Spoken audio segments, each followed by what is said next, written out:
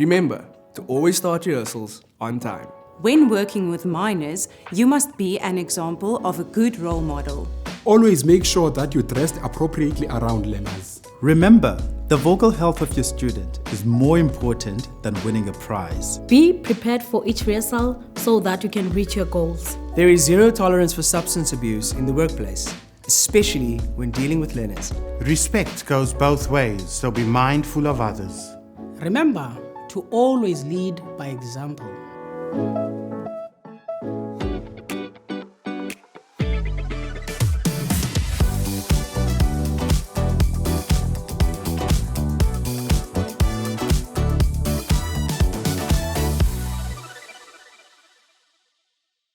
Welcome everyone. Today we're going to talk about the characteristics of choral music and why it has become such a big part of South African culture.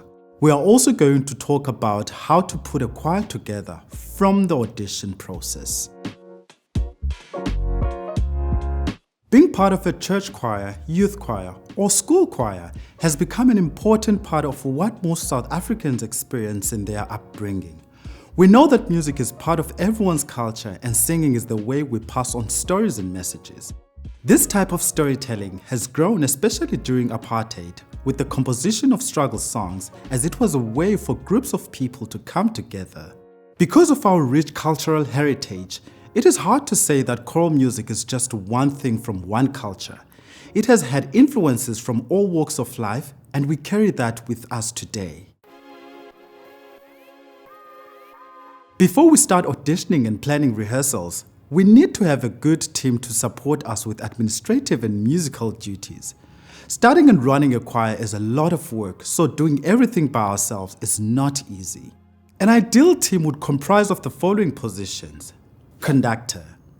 The conductor directs the choir, chooses repertoire, and teaches new music. Accompanist plays the piano in the rehearsal room to help the conductor teach the music, or if the music requires piano accompaniment. The librarian takes care of sheet music. Does it need to be bought or rented? Makes sure everyone has copies of the music and keeps everything stored if you need to find it again. Secretary takes care of administration, registers, and payments if your choir requires a fee. The secretary can also take on logistical duties like organizing transport, rehearsal venues, performances, or tours.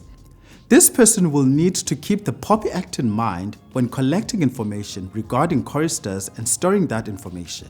Section leaders or voice group leaders. These will only be selected after the audition process and should be strong singers. Marketing. This does not necessarily need to be its own position. But if your choir has a platform where you can list your performances, advertise the work that you do, and how people can get in contact with you, then you'll grow your audience and support base. Remember that this person will need to have policies in place. Any photos taken of minors will need written consent by parents before posting and distribution. Fundraising. This is a very specific position, but it will be useful to have someone who can apply for grants and sponsorships so that you can maintain and grow the choir. Unfortunately, there is always money involved, and you should look at how much you will need on a monthly basis to keep the choir running. Then we can go from there and work out how much we need to raise or apply for. Remember that there are also events such as bake sales or fundraising concerts for you to maintain the choir. Now let's look at rehearsal venues. We need to make sure that our venue is safe, secure, and equipped. Some questions we may ask ourselves are: is there space for everyone to fit socially distanced? Although we do not have to abide by the COVID-19 protocols anymore, is there space for everyone to stand and move their arms freely? This will help with physical warm-ups. Is there a piano and is it well maintained? If there is no piano or it is not well maintained, we may have to resort to using a keyboard. In that case, we will need to know if it needs a speaker, are there plug points nearby, etc. Is it safe? This is a big requirement when starting an extramural activity with minors. Are parents able to park safely? Are children able to wait for their parents or guardians in a safe area? Is there someone to ensure the security of the venue? We always want to make sure that the learners feel secure. What to do in case of emergencies? Is there a first aid kit at the venue? Is there someone in your team or at the venue who can administer first aid? How close is the nearest hospital, police station, or fire station? Now that we've found our venue, here are some other things to think about before getting started. Where will the equipment be stored?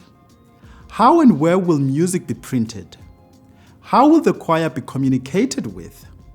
Will there be transport provided under certain situations, and what are they?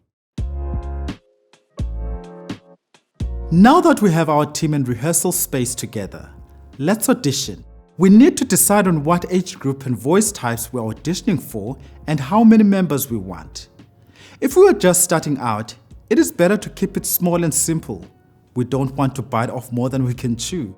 Select a date, time, and venue for your live audition. Will this be the first or second round of auditions?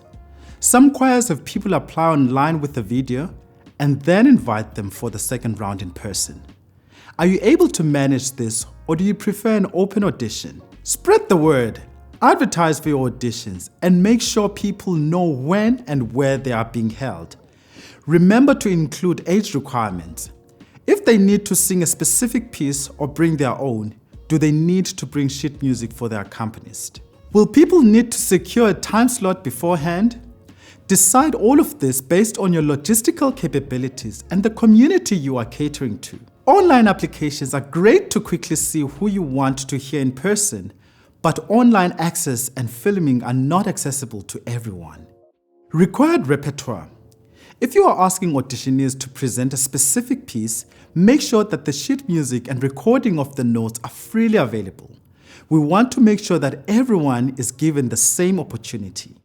During the audition process, here are some things to consider. Ask people to arrive 15 minutes before their time slot in case you run early. Make sure that other auditionees are not in the room during auditions. We don't want to give people performance anxiety. Have someone outside taking the register and making sure the next person is ready. Have information forms for people to fill in with their name, age, contact details. These are great to make notes on, such as their voice groups, to remember who is who. Not everyone has to be perfect. The choir will learn and grow together, so if you only choose people who are amazing singers, there isn't a lot of room to grow. Some people will have good pitch, but need to work on their tone. Some people will have good timbre, but need to work on phrasing. This is all fixable. Now that we have our choir, we can start building our repertoire and working together. Thank you for joining us, and we hope you enjoy each of these modules so you can conduct like a pro.